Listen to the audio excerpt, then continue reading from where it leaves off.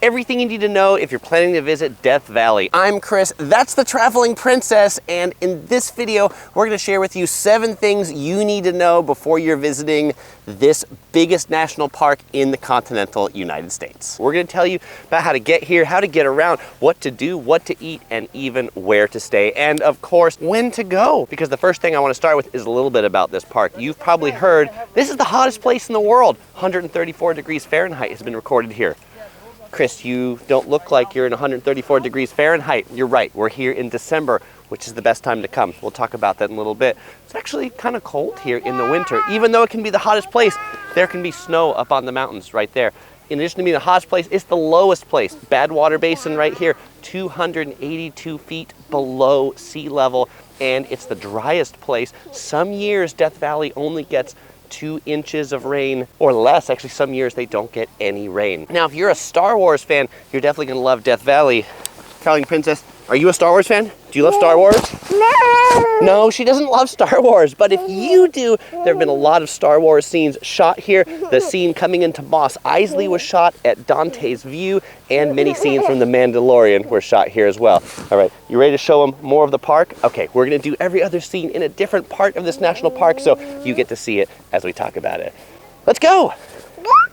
The second thing to know is about when to go to Death Valley. November through March, that's when you want to go to Death Valley. Why?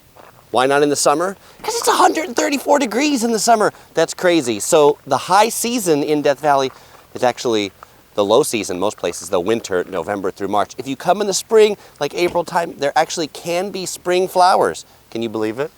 There can also be little babies waking up. There are right now, but April already starts to get pretty hot, and a lot of the things are actually closed in the park if you come during summer. Now, if you didn't take my advice and you do come during summer, definitely do your exploring in the mornings and in the evenings, and leave midday for, hanging out at the swimming pool at Furnace Creek or something like that.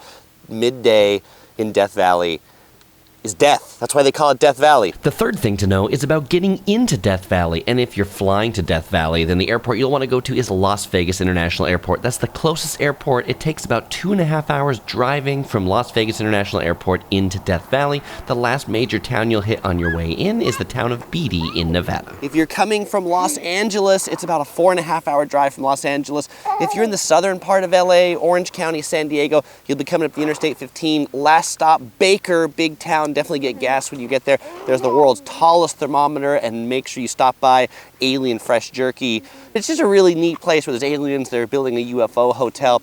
And if you're coming from points north like San Francisco, the drive will take you 8 hours. The last major towns are Lone Pine and Ridgecrest. And now you'll also find when you drive into Death Valley, there's no gates, there's no toll booth. They expect you to pay basically based on an honor system. There are information kiosks. Even at the main Furnace Creek Visitor Center, where you'd think you'd go pay a person, they actually have an information kiosk right outside. It's $30 for 7 days, and then you can take that inside and get a park map. Definitely get your park map, because you'll want it for getting around. Which leads us into number 4, getting around. So the first thing you want to know about getting around is that paper map is really key, because there's nearly 0 cell phone service here in the park.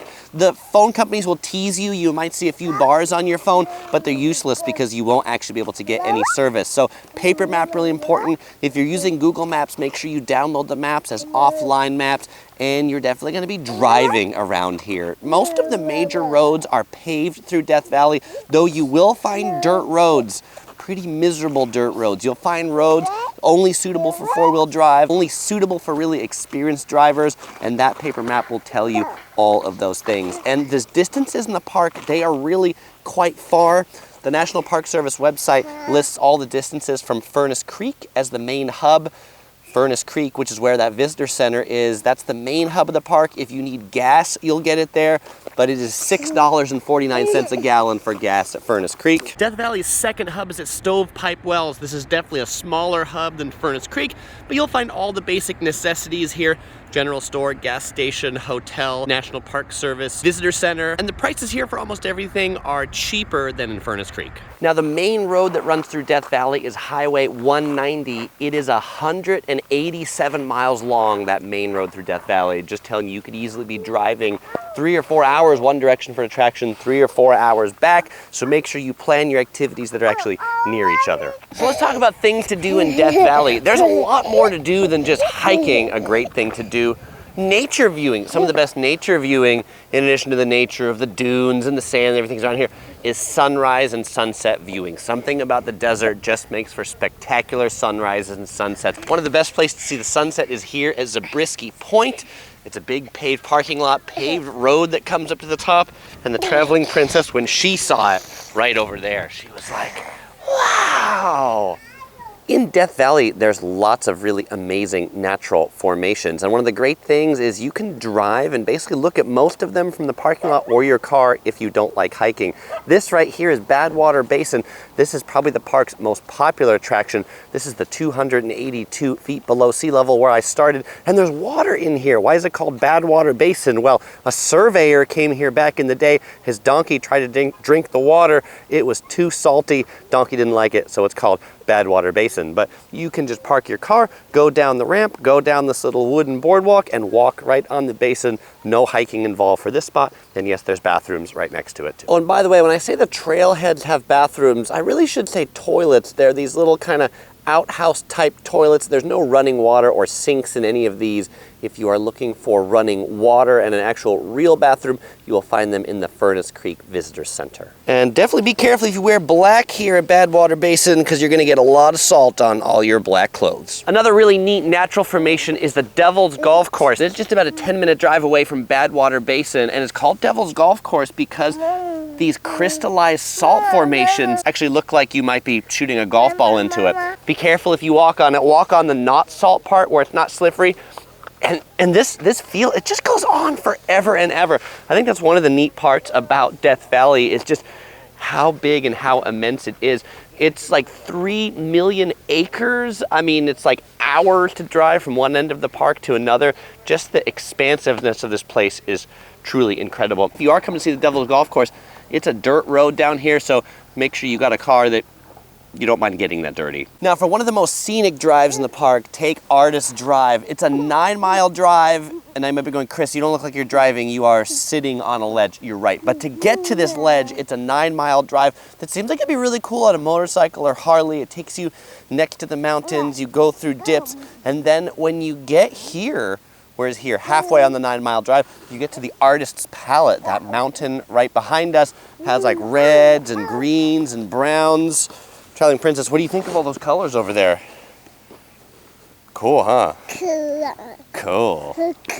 Cool. But probably my favorite natural attraction in the whole park are the sand dunes. These are the Mesquite Flat sand dunes. There's tons of them in the park, but these are the easiest to get to because they're right next to the parking lot. It feels like a desert planet, and I really feel when I'm walking here like it's in Star Wars, you know, when they're like walking on top of those ridges. There were so many scenes in Star Wars that were shot here, but it's really pretty cool. The Traveling Princess, she likes as well because she picked up her lightsaber stick right here. And these sand dunes are really tall. We saw kids that were like kind of like sliding down these sand dunes on like snowboards and boogie boards.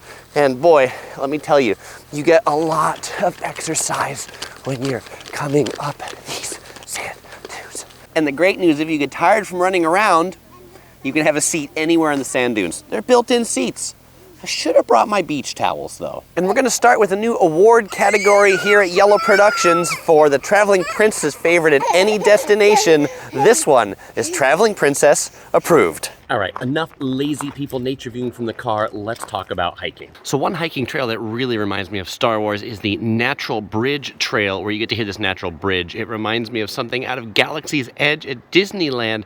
It's a pretty short hike. It's about 10 minutes from the parking lot. There's a restroom in the parking lot, but I will point out if you're coming up here, it's a mile-long dirt road that's really, really bumpy. So don't do this trail if you're easily car sick, because you might lose your lunch driving up to the trailhead. Another really popular hike in Death Valley is Golden Canyon. This one, it's just about a 7-minute drive out of Furnace Creek. The parking, a lot better.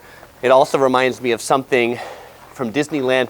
This place reminds me of the scenery at Cars Land. It's just really interesting how these rocks go like this, and these canyons, they're really narrow and tall, so pretty neat to walk through. Nice thing about walking through slot canyons with little ones is you don't have to worry about them falling down things, since everything's up instead of down. since you're in the bottom of the canyon. Another hike you might want to consider is Mosaic Canyon. This one is 5 minutes outside of Stovepipe Wells. This was actually the coolest of the hikes we went on.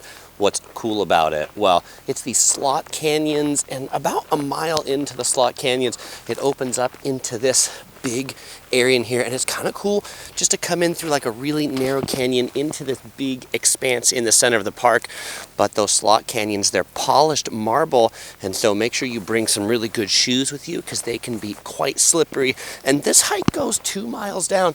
By the way, we didn't do the full 2 miles because we got this one and she's about ready to go home. But if you did, hey, let us know what's down there. So speaking of that, we didn't show you everything in the park. This park is so big, but what we showed you is what we did in about a day and a half. And so my tip for you here is when you're planning things to do, definitely plan them on the way that you're gonna come in and maybe come out of the park. There's a few ways in and out. We came in through Baker, did our stuff around Furnace Creek on the first day, and then the second day did our stuff around Stovepipe Wells. But definitely the dunes around Stovepipe Wells and this hike, Mosaic Canyon, we thought were better than all the attractions we saw around Furnace Creek. And if you are planning to hike while you're here, definitely bring some water with you. Bring more than you think you need, because I just saw a guy buy 6 bottles of water from the general store for $28. Ouch, that's a lot of money on water. Now, if you're wondering, what's this thing on my back? The Traveling Princess is sleeping in. This is the Osprey Poco Plus, my favorite baby carrier, her favorite baby carrier. I got a whole video review of this, but if you've got toddlers, this is a great way to take them on some hikes. Death Valley is also a really popular nighttime sky viewing spot. As day turns into night, the stars here are amazing. Chris, why aren't you looking at the stars? Well, it's almost sunset and you can't see anything on this video camera in the stars, but there's actually people that rate national parks and how good they are for nighttime skies, and this one is rated the best in the US. So it gets so dark here that at nighttime, you want to make sure you're done hiking back to your car, because if you're caught on one of these hiking trails at night, you're going to be seeing nothing. It is so dark here. I mean, it's almost even hard to drive around at night. It is so dark. So make sure you're someplace with lights or really bright flashlights when it gets dark. So let's talk about food. Actually, there's a surprising number of eating establishments in Death Valley for how desolate this place is, but they kind of range from just okay to mediocre with theme park food prices, because you're paying a premium for it to be here. But that being said, the coolest place to eat is the Last Kind Word Saloon. This is in Furnace Creek. They remodeled this just a couple years ago, and it reminds me just like a scene out of Westworld. The lights have wagon wheels on them. There's big heads on the wall. What are you eating here? We're waiting for our food right now. Pizzas, sliders, beer, of course, because it's a saloon. Right next door to it is the buffet restaurant. If you want something a little quicker over there, that'll be $29 a person if you eat at the buffet restaurant. So we got our food here, and just so that I can make the prices specific, $26 for this pepperoni pizza. Could feed two-ish that aren't too hungry. 2 pulled pork sliders with sweet potato fries, $18, and a beer on draft, $10.78. Good news though, the water is free. And if you're looking for some more grab-and-go options, you can head over to the Furnace Creek General Store, where you'll find frozen foods, about $10 for a food bowl here. You'll find a grocery section with sandwiches, about $9 for those, cereals, things you can get for breakfast, and of course, plenty of souvenirs to take home. And there's a second general store in Stovepipe Wells, where you can also get a lot of fast, easy, quick, and cheap eats. Right across the street from the general store, you will find the Badwater Saloon for burgers, sandwiches, things like that. You'll find the prices in Stovepipe Wells for just about everything, gas, food, lodging, to be considerably cheaper than in Furnace Creek. For example, the sandwiches here were only $6 where they were $9 in Furnace Creek. The gas, $6.49 in Furnace Creek, $4.76 here. A new food option that just opened 3 months before I made this video is the ice cream parlor at the ranch at Furnace Creek. In addition to getting ice cream here, you can get light foods like hamburgers. Now, not the cheapest burgers. The burger was $28, including the curly fries, but it was really quite tasty. The Traveling Princess, we brought some curry and rice from home for her, and OC Girl, she had her dinner from the general store. Cheapest thing you can get right here are the instant noodles, $2.49. My suggestion for lunch would be just to pack some foods in a cooler with you, eat it at one of the spots that you're checking out. The traveling princess really likes her mango yogurt and her roasted seaweed. Seaweed. I got a mega smoked white turkey and cheese from the general store for the bargain price of $9.99. And the seventh thing to know before you go to Death Valley is about where to stay. And Death Valley actually has a number of lodging options within it. Right down here in Furnace Creek, the main hub of Death Valley, there are 2 hotel options. The Inn at Death Valley, which is Death Valley's highest end lodging establishment, built in the 1920s. It's this grand old lodge. It's expensive though. Room rates there, we stayed here on this trip about $500 a night for a single king bedroom. If you want to see more of that hotel, I've got a review of that one. There's also the ranch at Death Valley, which is a little bit more of like a motel style. And you'll also find a lodging in Stovepipe Wells, a Western themed hotel, and another hotel over in Panamint Springs. Though if camping is more your thing, you will find 14 different campgrounds within the park, some run by the National Park Service, some run by the different hotels here. They range from like $14 to $40 depending on whether you got RV hookups, you got running water, but no showers. If you want showers, you'll need to buy a shower pass at Furnace Creek or Stovepipe Wells. And the last thing to know before you go to Death Valley is that we've got more videos. If you want to see our review of the Inn at Death Valley, you'll find it here on the screen. And you might also be interested in our video on Joshua Tree National Park, just down in the south in Palm Springs. That's a pretty good national park too. A lot more cactuses there and even less people. As usual, we won't say goodbye because we'll see you in that video. We'll see you there.